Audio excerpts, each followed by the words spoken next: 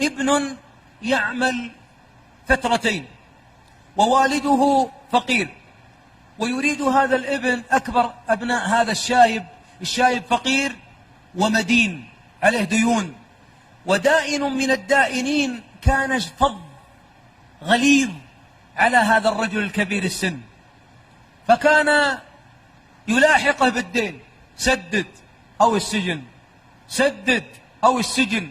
الابن ما كان يعلم عن دين أبيه، فيوم من الأيام الابن يجمع الريال خلف الريال ليتزوج، بلغ 27,000 هذا المبلغ، يريد يصل إلى 50,000 ليتزوج.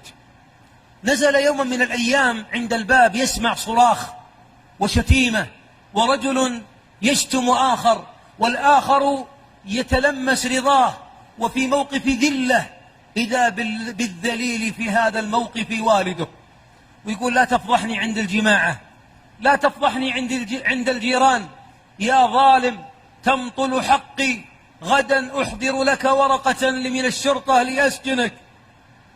فلما نزل إذا بوالده يستجدي الدائن، وقف بين والده وبين الدائن، ودفع الدائن عن أبيه وقال: ويحك. قال: إن كنت بار لا تجي تدفعني عن أبيك، إنما سدد عن والدك إن كنت صادقا. قال: وكم دينك؟ قال: 90,000. قال: أعطيك ما جمعت، والله لا أملك بعدها ريال. قال والده: لا والله ما تعطيه مالا جمعته لأجل زواجك. قال: يا أبتاه، هل أتزوج وأسعد وأنت في هذا الذل والهوان؟ والله لا يكون. انطلق إلى غرفته وأخرج من تحت وسادته ماله الذي جمعه بعرقه. اسمع أيها الابن الذي يزوجه الوالد، ومع ذلك بعض الآباء ما ذاق نفع ولا بر ولده. دفع 27 إلى الدائن وقال: بشرط أن ينتقل دين والدي إلي، وإن كنت ستشتكي إن تأخرت عليك في الوفاء فأنا الذي يشكى، دينه من ذمته إلى ذمتي. قال: نعم. وطبعا الدائن سعيد بهذا الموقف، لأن هذا الأب لن يستطيع وفاء له. انطلق هذا الأب يبكي، وقبل الابن يد والده وخرج إلى الدوام.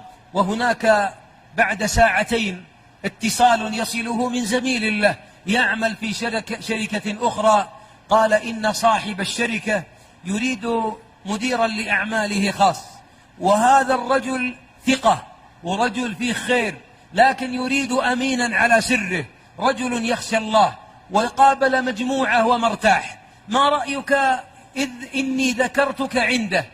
فدخلوا عليه، فلما رآه وكان في وجهه حزن مع إضاءة، حزن على أبيه ونور أثر من آثار البر، قال: يا ابني ارتحت لك، أنا أريد من يعمل معي.